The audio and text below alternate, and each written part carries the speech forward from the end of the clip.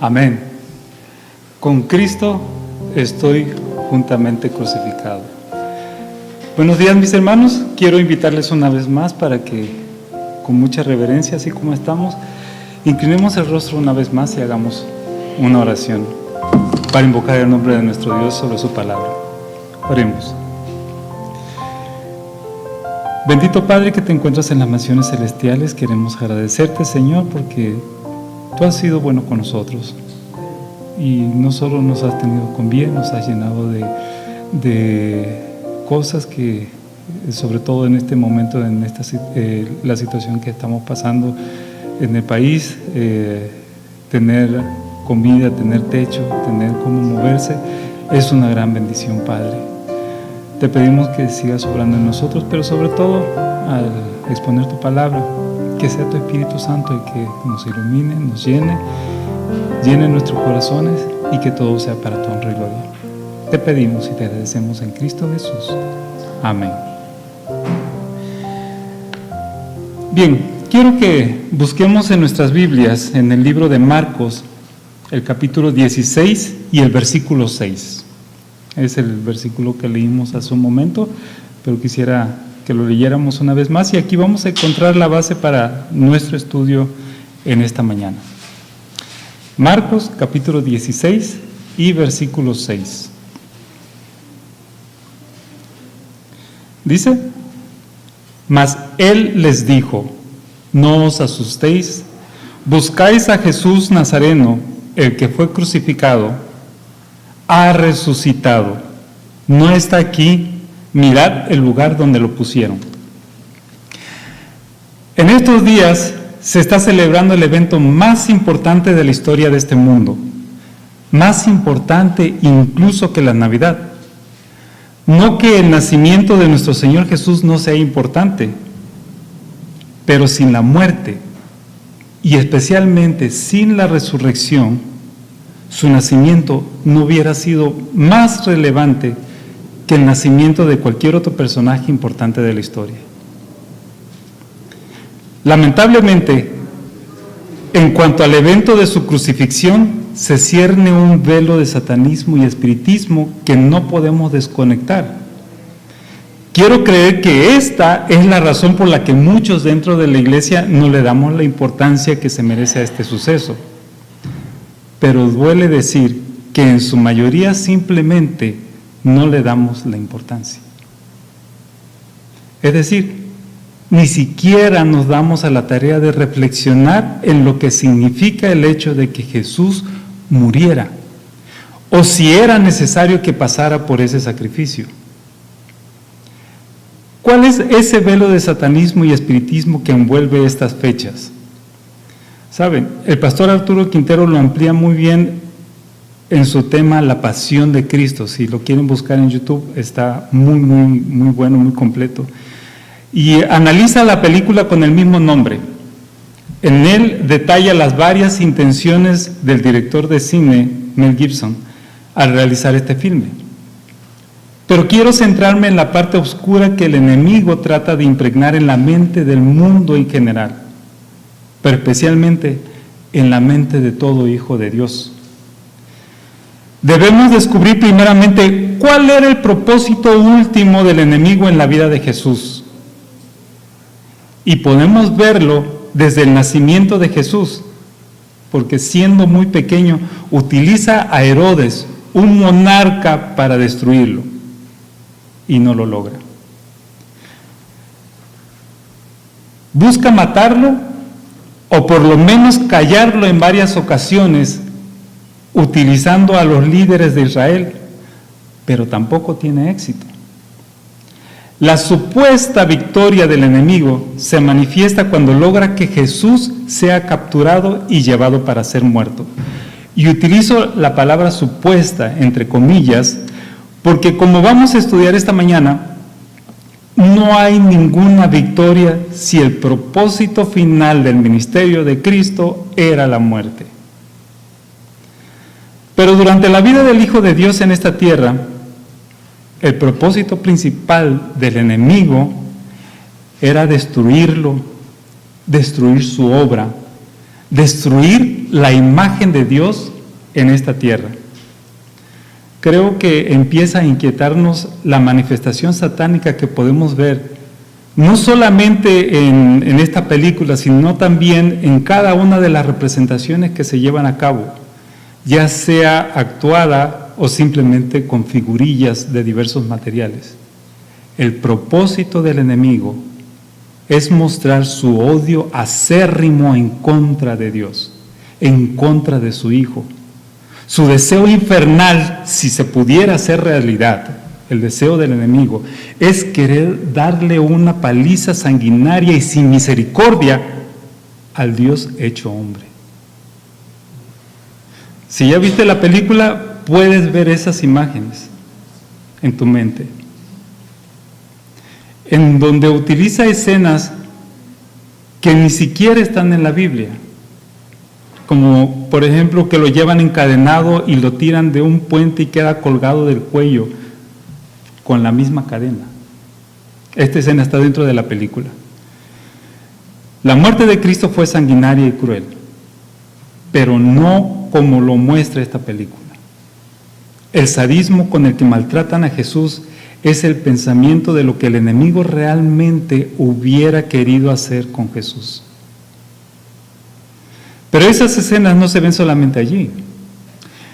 No sé cuántos escucharon o vieron fotografías, y no quiero presentar nada de eso porque no es necesario ser tan gráfico para imaginarse todo esto, de un carnaval en Brasil, en donde abundaban, y todavía lo hacen, todavía sucede, los disfraces de demonios.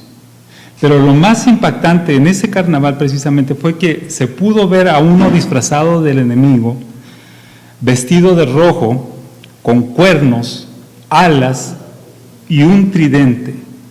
Pero lo más impresionante no fue eso, sino que iba arrastrando por las calles a un hombre que llevaba un taparrabo y una corona de espinas. Al hombre que representaba a Jesús se lo ve en otras fotografías colgado del cuello, y los demonios bailando y regocijándose alrededor de estas escenas. En otros eventos se han visto representaciones de una María ensangrentada abortando a su bebé. ¿Cuál es la intención del enemigo? Los cristianos no nos atrevemos a ver esas cosas porque son blasfemas, pero vemos o participamos en representaciones relacionadas con la crucifixión y nos consolamos la idea de que es algo bíblico. Y déjame decirte, es bíblico, pero no es la imagen que Dios quiere que perpetuemos en nuestra mente.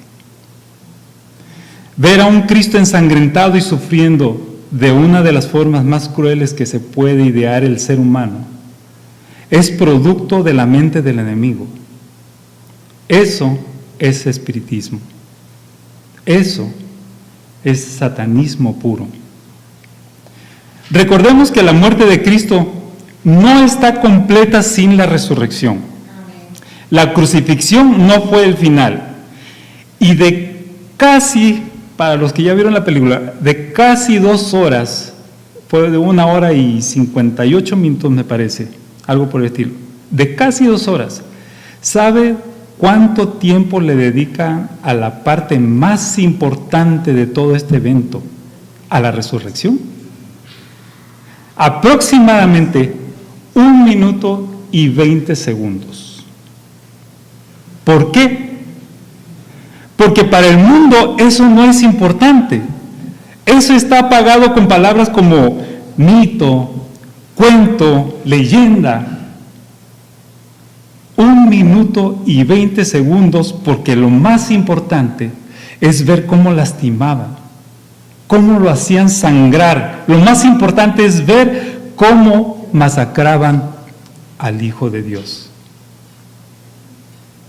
Cómo el enemigo, con esa furia satánica, se ensañaba en contra de nuestro Jesús. El enemigo se quiere mostrar victorioso en este relato, pero no podemos hablar de victoria de su parte si ni siquiera pudo atrapar a Jesús. Él mismo se entregó, ¿se acuerdan? Él dijo, ha llegado la hora. Ahora pensemos en esto. Si el momento había llegado, quiere decir que estaba todo planeado. Entonces, ¿de quién es la victoria? Es de quien llevó a cabo el plan.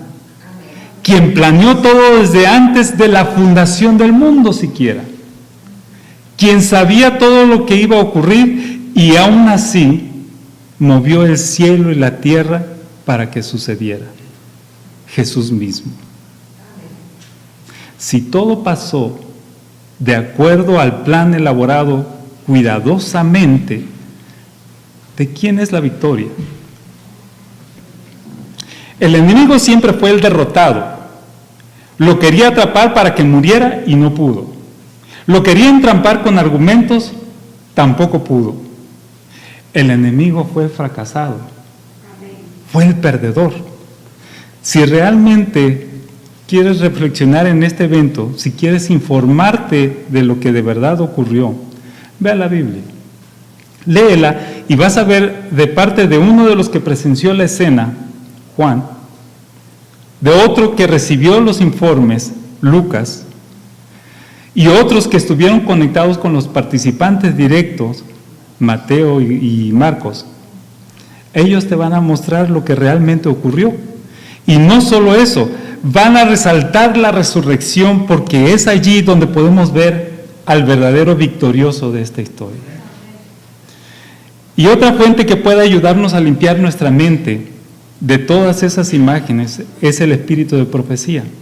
Esta mañana, con el permiso de ustedes, me quiero tomar la libertad de leerles del libro El deseado de todas las gentes. Si alguno no lo ha leído, por favor, hermanos, tómense el tiempo. El deseado de todas las gentes. Y de aquí vamos a tomar el capítulo 81, titulado El Señor ha resucitado. Los siguientes párrafos de este pasaje están apoyados en el capítulo 28 del libro de Mateo, y leo así.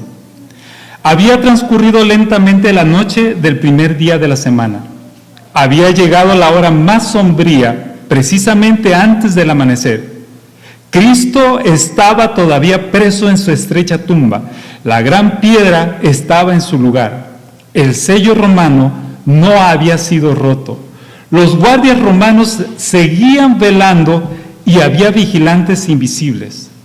Huestes de malos ángeles se cernían sobre el lugar. Si hubiese sido posible, el príncipe de las tinieblas, con su ejército apóstata, habría mantenido para siempre sellada la tumba que guardaba al Hijo de Dios.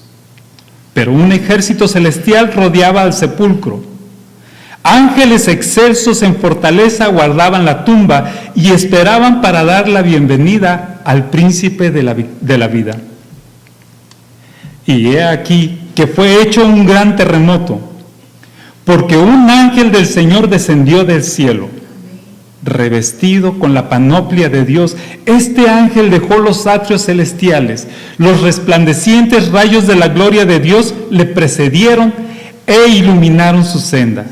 Su aspecto era como un relámpago y su vestido blanco como la nieve.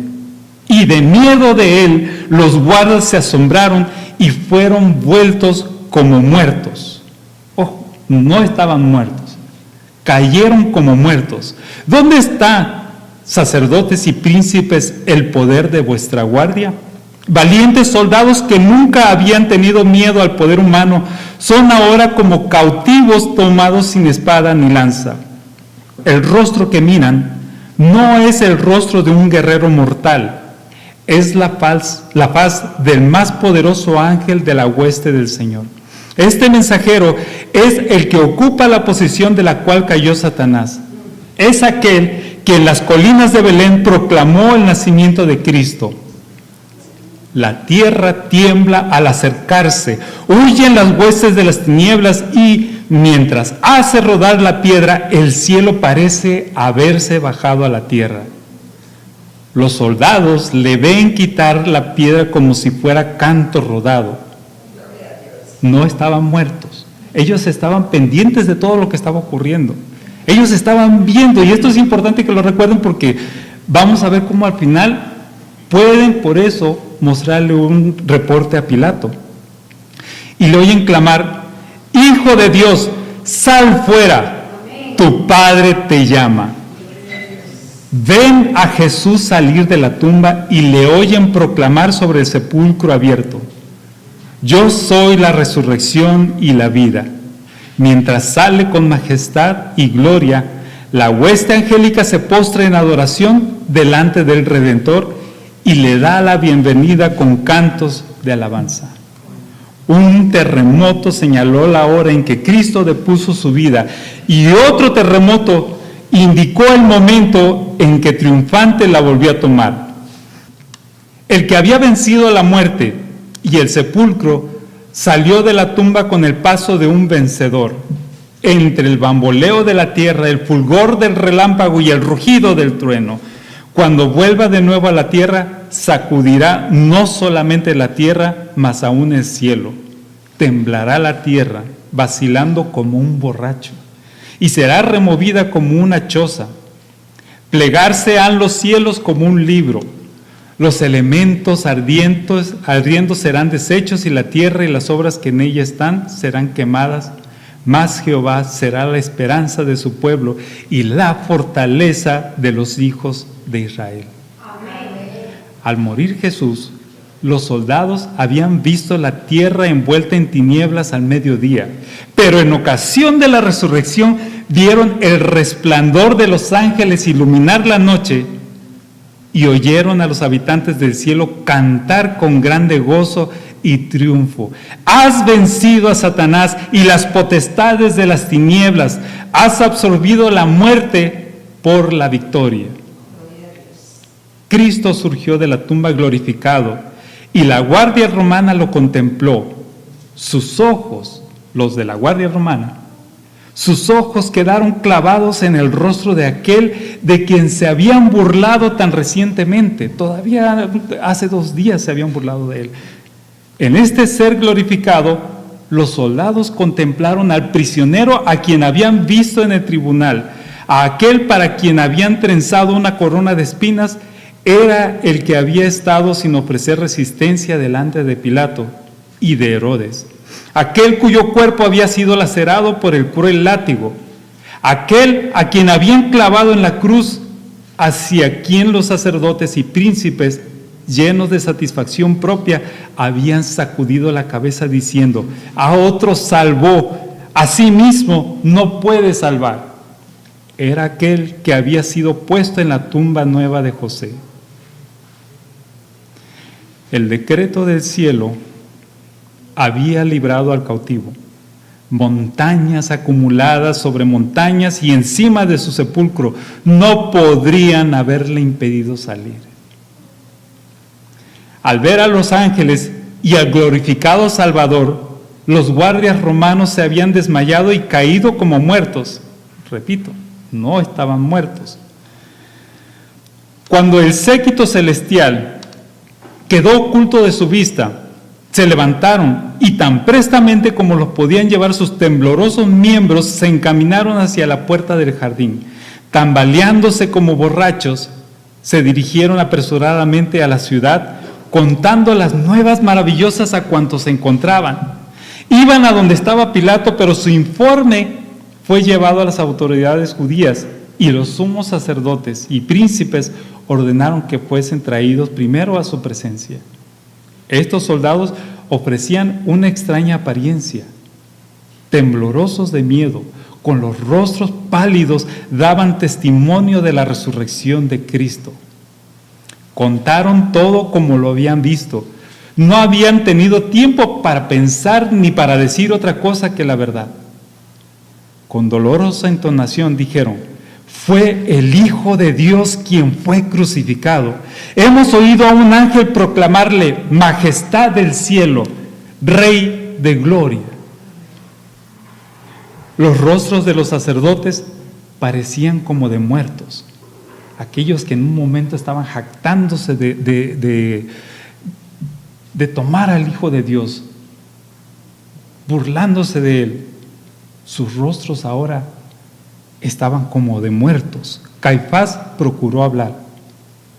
Sus labios se movieron, pero no expresaron sonido alguno. Los soldados estaban por abandonar la sala del concilio cuando una voz los detuvo. Caifás había recobrado por fin el habla. «Esperad, esperad», exclamó. «No digáis a nadie lo que habéis visto». Un informe mentiroso fue puesto entonces en boca de los soldados. «Decid», ordenaron los sacerdotes. «Sus discípulos vinieron de noche y le hurtaron durmiendo nosotros». En esto, sigue diciendo el espíritu de profecía, los sacerdotes se excedieron. ¿Cómo podían los soldados decir que mientras dormían los discípulos habían robado el cuerpo? Si estaban dormidos, ¿cómo podían saberlo? Y si los discípulos hubiesen sido culpables de haber robado el cuerpo de Cristo, ¿no habrían tratado primero los sacerdotes de condenarlos? O si los centinelas hubieran dormido al lado de la tumba, ¿no habrían sido los sacerdotes los primeros en acusarlos ante Pilato? Notemos todas las contradicciones que presentaban los sacerdotes con esta declaración. Los soldados se quedaron horrorizados al pensar en atraer sobre sí mismos la acusación de dormir en su puesto. Era un delito punible de muerte. ¿Debían dar un falso testimonio? ¿Engañar al pueblo y hacer peligrar su propia vida? ¿Acaso no habían cumplido su penosa vela con alerta vigilancia? ¿Cómo podrían soportar el juicio, aún por el dinero, si se perjuraban? A fin de acallar el testimonio que temían, los sacerdotes prometieron asegurar la vida de la guardia, diciendo que Pilato no deseaba más que ellos que circulase un informe tal. O sea, que se hablase de toda esa cosa, Pilato no lo va a querer. Entonces no se preocupe, ustedes van a estar bien. Los soldados romanos vendieron su integridad a los judíos por dinero. Comparecieron delante de los sacerdotes cargados con muy sorprendente mensaje de verdad. Salieron con una carga de dinero y en sus lenguas un informe mentiroso fraguado para ellos por los sacerdotes. Mientras tanto, la noticia de la resurrección de Cristo había sido llevada a Pilato. Aunque Pilato era responsable por haber entregado a Cristo a la muerte, se había quedado comparativamente despreocupado. Aunque había condenado de muy mala gana al Salvador y con un sentimiento de compasión, no había sentido hasta ahora ninguna verdadera contrición. Pero ahora, con terror, se encerró entonces en su casa, resuelto a no ver a nadie. Pero los sacerdotes penetraron hasta su presencia, contaron la historia que habían inventado y le instaron a pasar por alto la negligencia que habían tenido los centinelas con su deber. Pero antes de consentir en esto, él, Pilato, interrogó en privado a los guardias. Estos, lo que decíamos hace un momento, temiendo por su seguridad, no se atrevieron a ocultar nada, y Pilato obtuvo de ellos un relato de todo lo que había sucedido y de lo que ellos eran testigos. No llevó el asunto más adelante, pero desde ese entonces no hubo paz para él. Ahora fíjense en esto está bien interesante. Cuando Jesús estuvo en el sepulcro, Satanás triunfó. Se atrevió a esperar que el Salvador no resucitase, exigió el cuerpo del Señor y puso su guardia en derredor de la tumba, procurando retener a Cristo preso. Se airó, se enojó acerbadamente cuando sus ángeles huyeron al acercarse el mensajero celestial. Cuando vio a Cristo salir triunfante, supo que su reino acabaría y que él habría de morir finalmente. Al dar muerte a Cristo, los sacerdotes se habían hecho instrumentos de Satanás. Ahora estaban enteramente en su poder. Estaban enredados en una trampa de la cual no veían otra salida que la continuación de su guerra contra Cristo. Cuando oyeron la nueva de su resurrección, temieron la ira del pueblo. Sintieron que su propia vida estaba en peligro. Su única esperanza consistía en probar que Cristo había sido un impostor y negar que hubiese resucitado. Sobornaron a los soldados y obtuvieron el silencio de Pilato. Difundieron sus informes mentirosos lejos y cerca, pero había testigos que no podían acallar. Muchos habían oído el testimonio de los soldados en cuanto a la resurrección de Cristo, y ciertos muertos que salieron con Cristo aparecieron a muchos y declararon que había resucitado. Porque en ese momento, cuando Cristo resucitó, recordemos, muchas tumbas de santos estaban abiertas, porque se abrieron en el momento en que él murió en la cruz.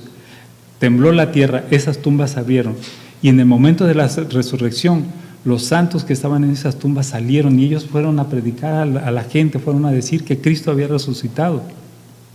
Fueron comunicados a los sacerdotes informes de personas que habían visto a esos resucitados y oído su testimonio.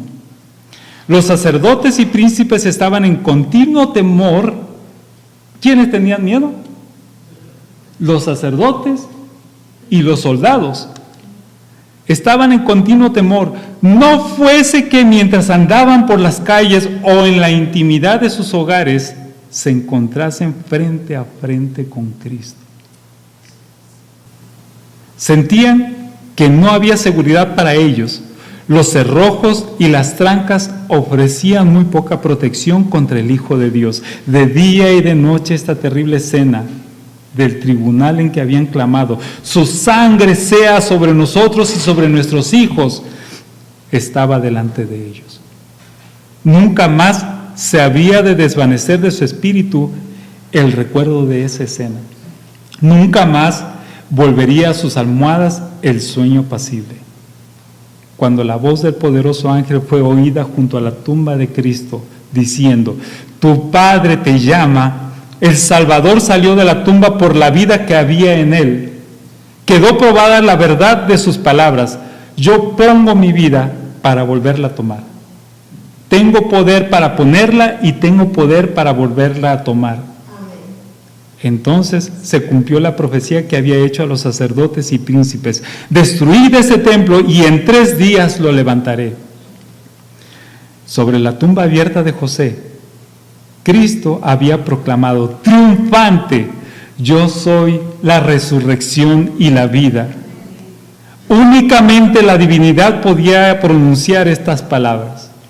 Todos los seres creados viven por la voluntad y el poder de Dios. Son receptores dependientes de la vida de Dios. Desde el más sublime serafín hasta el ser animado más humilde, todos son renovados por la fuente de la vida. Únicamente el que es uno con Dios podía decir, tengo poder para tomar mi vida, para poner mi vida y tengo poder para tomarla de nuevo.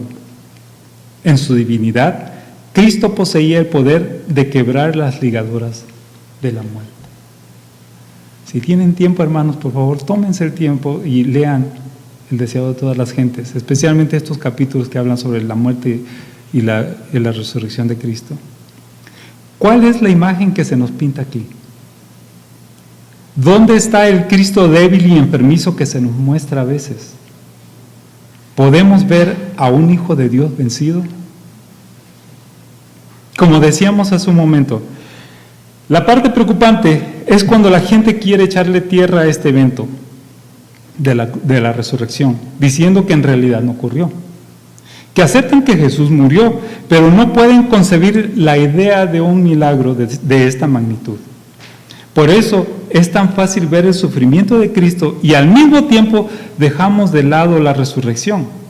Sí, Cristo sufrió, Cristo murió por nosotros y su muerte fue cruel, pero la resurrección no le tomamos importancia porque se nos hace inconcebible que alguien pueda resucitar así de los muertos.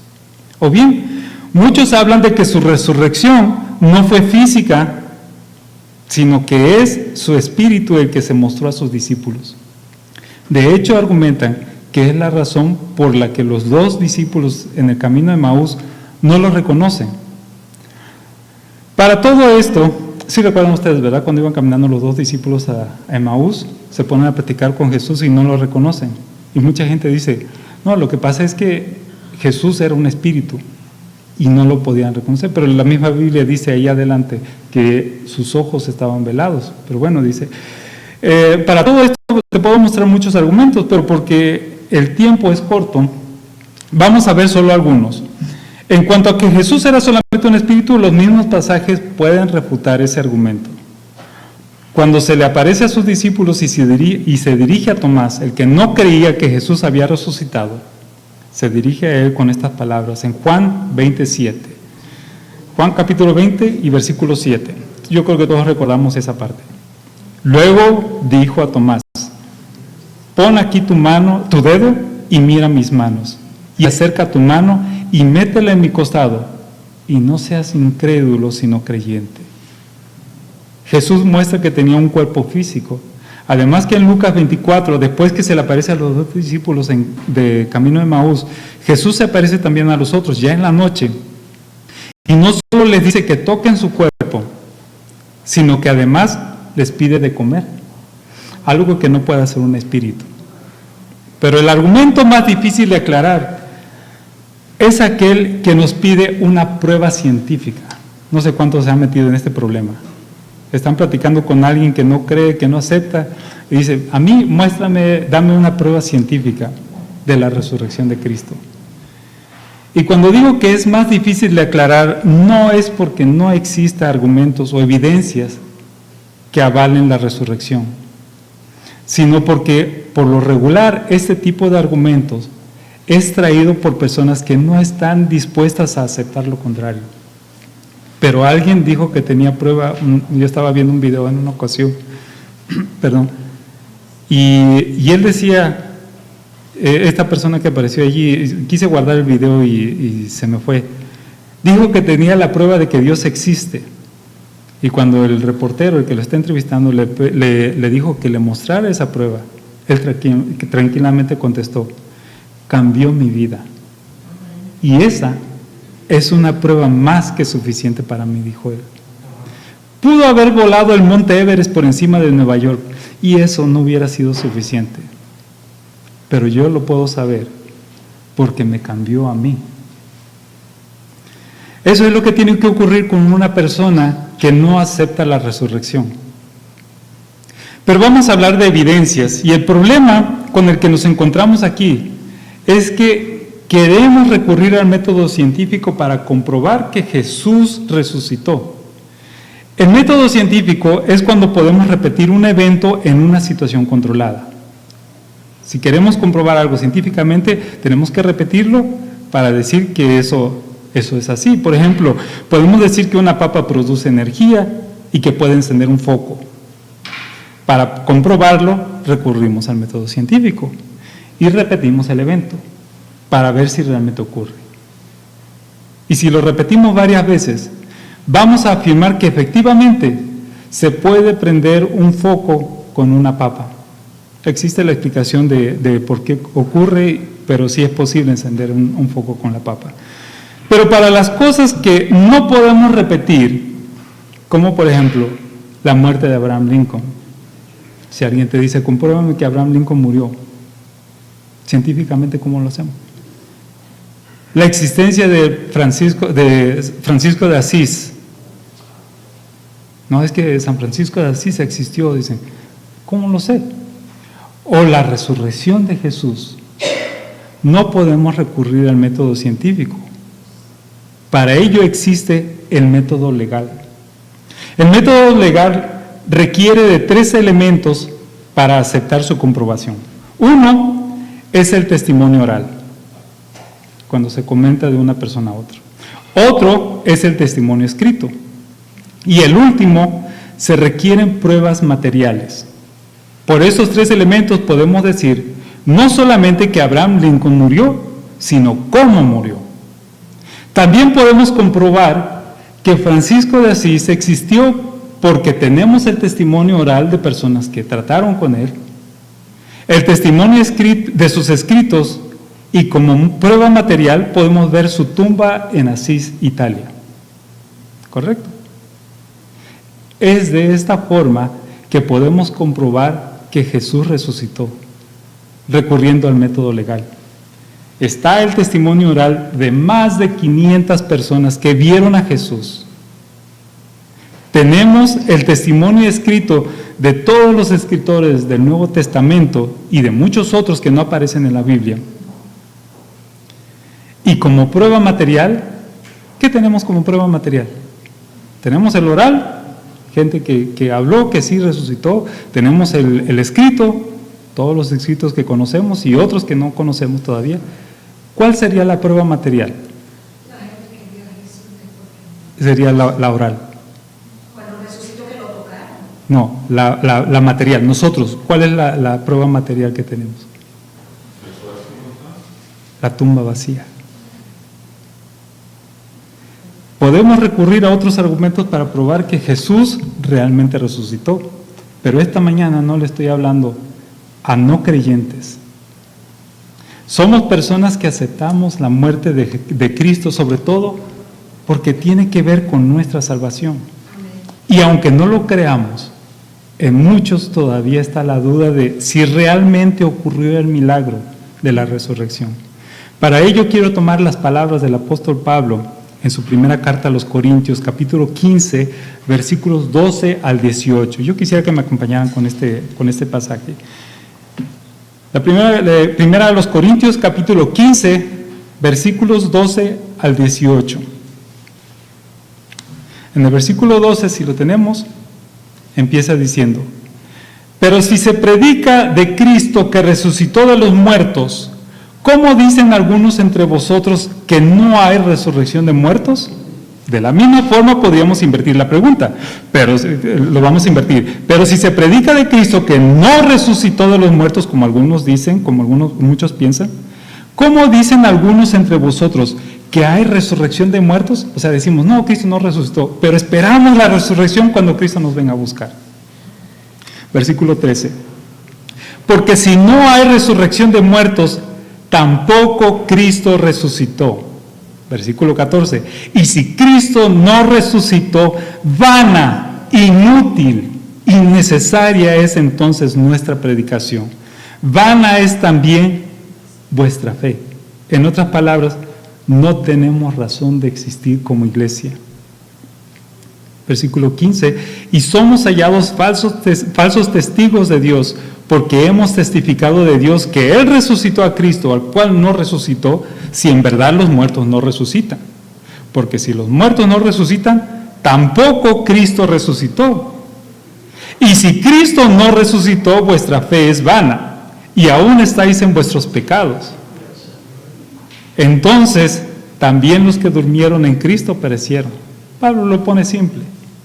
Si tú no aceptas que Cristo resucitó, entonces no puedes esperar a que resucitemos cuando Cristo venga por nosotros.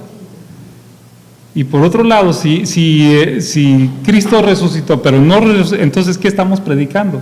¿Qué estamos haciendo? Dice Pablo. Lo que podemos entender de este pasaje es que si Cristo no resucitó, no tenemos esperanza de salvación. No tenemos razón de esperar ver a nuestros seres queridos. Ni mucho menos podemos aceptar que viene otra vez por nosotros. Pero con toda seguridad te puedo decir que nuestra fe no es vana. Amén. Tenemos una razón para creer. Y con esto quiero llegar a la parte que nos compete a cada uno, y es que en estas fechas, tal vez la razón por la que no estemos meditando en la muerte y resurrección de nuestro Señor Jesús sea porque estamos tan distraídos por los afanes de esta vida que no tenemos tiempo para pensar en otras cosas. Estoy seguro que alguien que está escuchando este tema en este momento tiene problemas económicos.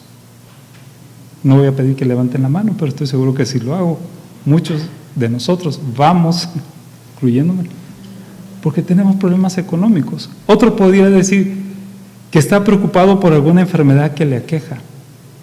Otro tal vez está pensando en la situación de su hijo o de su hija o de sus hijos. Otro ni siquiera está prestando atención porque está tan aturdido por los problemas que tiene con su pareja. Algún joven está pensando en sus problemas escolares. Y puedo enumerar diferentes situaciones. Pero dime tú, ¿Cuál es el problema que te aqueja y te hace pensar que los problemas que Jesús tuvo que enfrentar no son nada comparados a los que yo estoy pasando? ¿Perdiste a un ser querido? ¿Conoces a alguien que está tomando decisiones equivocadas y no sabes cómo ayudarlo? Con todo eso en mente, vienes a la iglesia por compromiso, por cumplir con un requisito social, porque nada de lo que sucede aquí te llena. O para ver si puedes encontrar, aunque sea una palabra de aliento para seguir adelante con tu vida, porque sientes que para Dios no hay problemas más importantes y que los tuyos no les interesan a Dios. Y lo peor es que crees que Dios solo ayuda a cierto tipo de personas. Quiero preguntarte, ¿qué crees que sea más difícil de resolver para Dios? ¿Tu problema de familia, tu problema financiero, tu problema de trabajo o resucitar a un muerto? Si creemos que lo más difícil es resucitar a un muerto y lo hizo, ¿qué crees que puede hacer con la situación que tú estás enfrentando en este momento? Si hizo el milagro de resucitar a su hijo, y no solo a él, sino también a otros que resucitaron con él, ¿puede ayudarte él con tus problemas? Si Dios tiene el poder para hacer un milagro de esa magnitud, ¿no crees que pueda hacer un milagro en tu vida? Esta mañana quiero decirte, tal vez hoy te sientas abofeteado por lo que te está ocurriendo. Tal vez alguien está levantando un palo para pegarte en la cabeza. Tal vez te están gritando, si eres hijo de Dios, si eres hija de Dios, entonces no vas a responder a los insultos. Y quiero decirte, pueden pegarte, pueden injuriarte, pueden maldecir tu nombre, pero siempre, siempre va a haber un tercer día de resurrección. Siempre va a haber un tercer día de glorificación. Siempre va a haber un tercer día en el que Dios se va a manifestar a ti.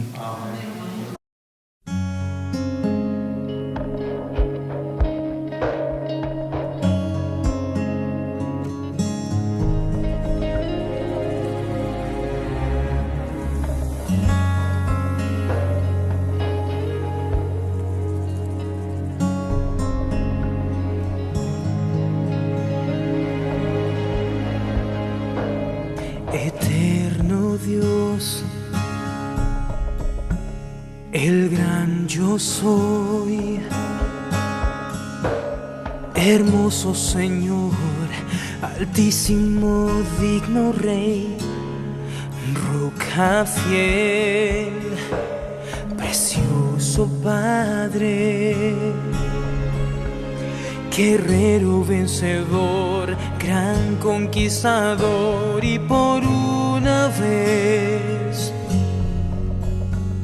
por una sola vez lo vi correr. Cuando corrió hacia mí, después me abrazó, en su pecho lloré, dijo: has vuelto a casa otra vez, me sonrió, mi tristeza sanó, con perdón en su voz, dijo: yo todavía te amo. Cuando lo vi correr, me conmovió, me fui del hogar, su corazón destrocé. Y me pregunté si podría volver atrás, al pensar, recordando su amor por mí. De lejos lo observé, de vuelta al hogar, solo por esa vez. Por una sola vez lo vi, cuando corrió hacia mí, después me abrazó, en su pecho lloré, dijo has vuelto a casa otra vez, me sonrió, mi tristeza sanó, con perdón en su voz, dijo yo todavía te amo. Su amor me sorprendió y de rodillas pude ver a Dios correr. Y Dios corrió hacia mí.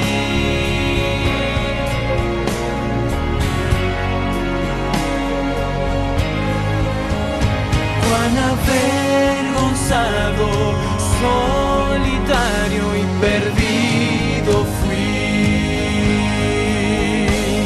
Ahora sé que Él por siempre me esperó. Y Dios corrió hacia mí, después me abrazó, en su pecho lloré, dijo has vuelto a casa otra vez, me sonrió, mi tristeza sanó, con perdón en su voz, y sentí su amor por mí otra vez. Corrió hacia mí, después me abrazó, en su pecho lloré, dijo has vuelto a casa otra vez, me sonrió, mi tristeza sanó, con perdón en su voz, me llamó por mi nombre, dijo yo todavía te amo. Corrió hacia mí. Sí, Dios corrió hacia mí y yo corrí hacia Él.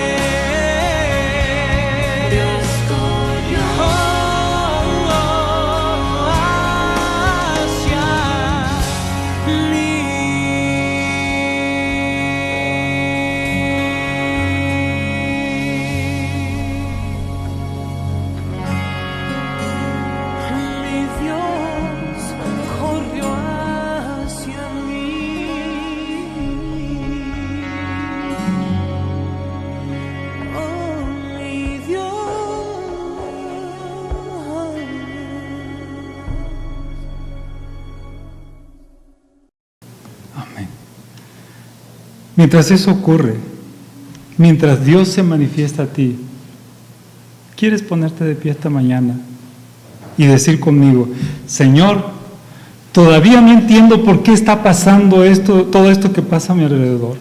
Todavía no entiendo por qué mis compañeros de trabajo me tratan así. Todavía no entiendo por qué siento que mi vida no tiene significado.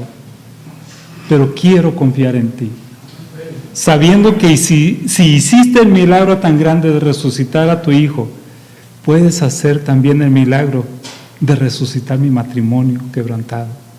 Puedes hacer el milagro de darme salud. ¿Quieres ayudarme en mi situación financiera? ¿Quieres ayudarme con la situación que estoy pasando con mis hijos? Si te pones de pie reconociendo que aún cuando todavía no puedes ver el milagro de que Dios quiere hacer en ti, reconociendo que tal vez Dios no va a responderte como tú lo esperas,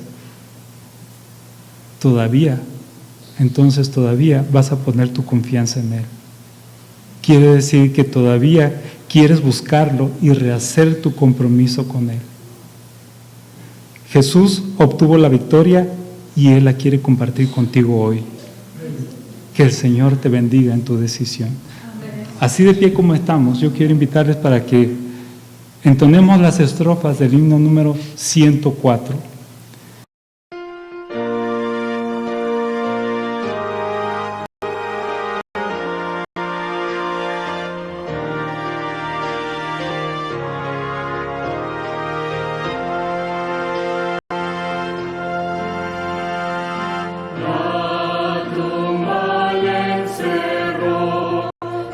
Cristo bendito, el